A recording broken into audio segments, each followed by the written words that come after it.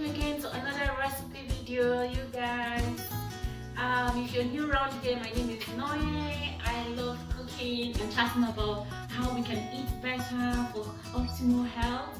But before we get into all that, I would like to say a huge thanks to all the wonderful feedback I got on my last video. That's a meal prep session. I really enjoyed hearing all the feedback, and it's such a joy to know that it was useful to most of you and it makes it all the while. So thank you very much.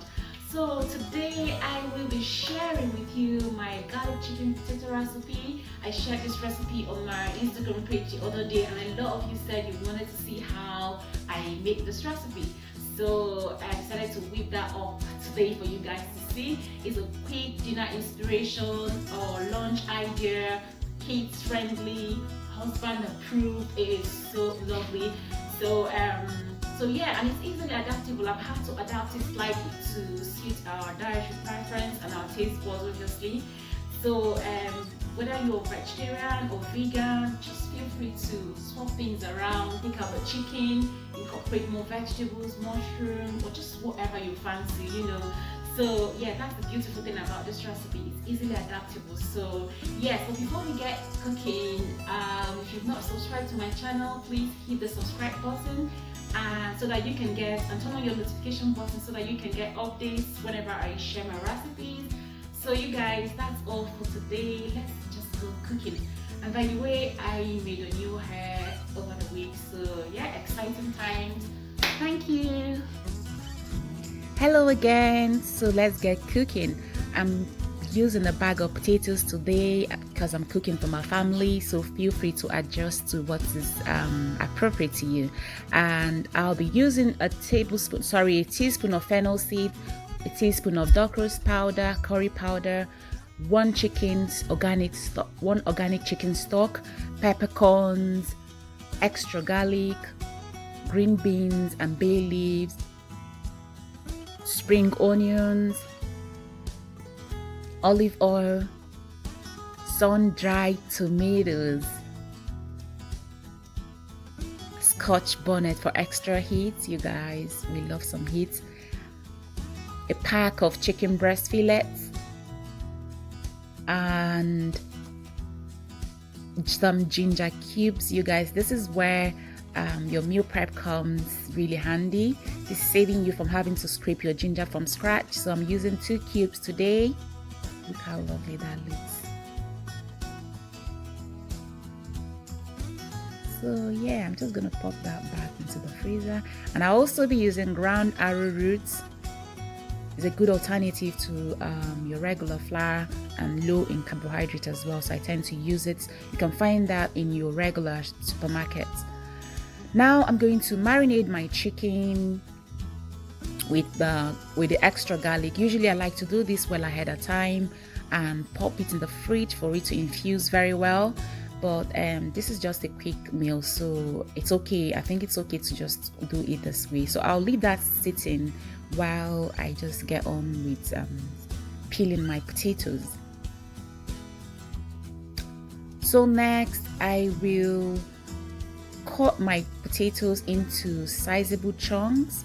Feel free to adjust your size, the size of your chunks or your potatoes. I normally love to have it into this size because of the kids, and obviously for myself as well. I don't really like, seeing them in big chunks. So and this is a sizable chunk for your regular garlic chicken potato dish. So next I'm just going to wash it and pop it into a salted boiling water and let it cook for however long it takes a potato to cook. So you guys, feel free to also try different alternatives. You can use sweet potatoes for this. You can use swede. It's a good low carb alternative to potato as well, depending on what your health goal is. You can use that. So next I'm just going to dice up my onion. I love extra bit of onion, and especially the red ones. I don't know, for some reason I just love red onions. So I'm just going to finely dice it up like so. Again, it doesn't really matter how you dice your onions, just be able to, once you're able to reduce it into sizable chunks. And especially why I do this is because of my kids as well. They don't like to see a lot of chunky vegetables, so I try to keep it down. So next, I'm going in with my olive oil. I'm going to use roughly a tablespoon of olive oil today. And next, I will go in with onions. So going in with my onions, and I'll just saute these and let it cook for a while. So next, I'm just going to crush my fennel seeds. This is totally optional. You can chuck it straight into your pot, but I love to crush. And lately, I've been doing this just to crush it. And yes, so yeah, that's it crushed. That is nicely crushed. And I'm just gonna give it a quick stir. I think it's cooking really okay now. So next, I will go in with my chicken. It's been sitting for a while. Hopefully all the garlic has, really gone in very well. And so I probably just chop the whole thing in. So yeah. So the most important thing is to make sure that you cook your chicken properly. It's gonna cook on both sides. Make sure it's nicely cooked. Your fillet, I love fillets because of the way it cooks. It cooks really quickly. I've added in bay leaves into it just for for extra flavor. I just love bay leaf and the flavor it gives in your sauces and your stew. I just love it. So next, I think it's looking okay now. It's looking good. So next, I will go in with my spring onions. I love to cook with spring onions, and I try not to fry it for too long because I'm already cooking from frozen, so I don't want to lose all the nutrient content. So I try to keep frying to the barest minimum. So that's why I'm cooking this way. So next I'm going in with the ginger. Again, same reason as the previous. When you're cooking from frozen, you want to reduce the amount of time cooking time or frying time. Next, I'll go in with my sun-dried tomatoes. This is optional, completely optional, but I love tomatoes because they are packed in essential vitamins, vitamin C, A, and lycopene. Lycopene is a very important antioxidant that has great benefits in reducing risk to cancer, so I love to chuck them in. So that's my fennel seeds in, and then a teaspoon of curry powder, and I'm going in with my I'm going in with my chicken stock, just 1 cube of organic chicken stock, and a cup of tomato and pepper and onion blend, the one from last weekend.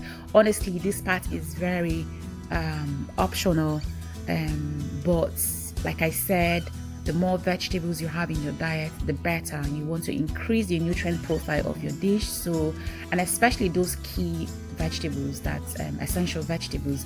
So tomato is one of them. So next I'm going in with my Scotch bonnet for some heat, just to heat up this dish. Just look at that beautiful color of my pepper. I love to have this very handy. And again, next I'm going in with my arrowroot powder.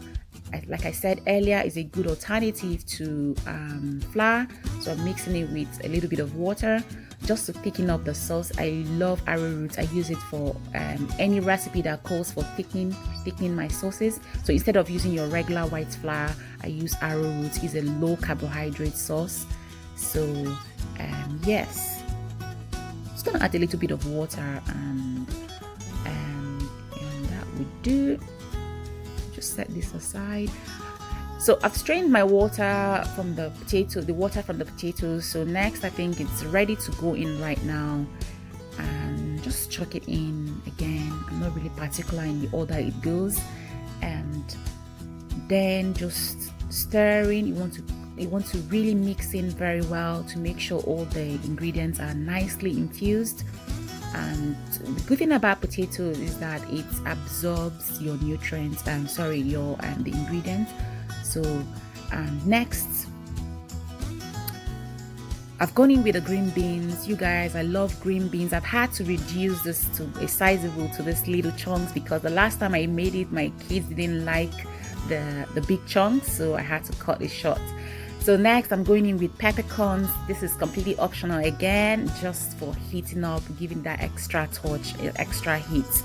And yes, that's everything you need, guys. This is so beautiful. Look at it. It smells really delicious and smells amazing. I love this. Honestly, this can pass for your curry, and it's balanced. You've got the right source of carbohydrate sauce and non-starchy. That's your non-starchy and starchy carbohydrate sauce. That's your vegetables, and you've got your protein sauce, which is the chicken.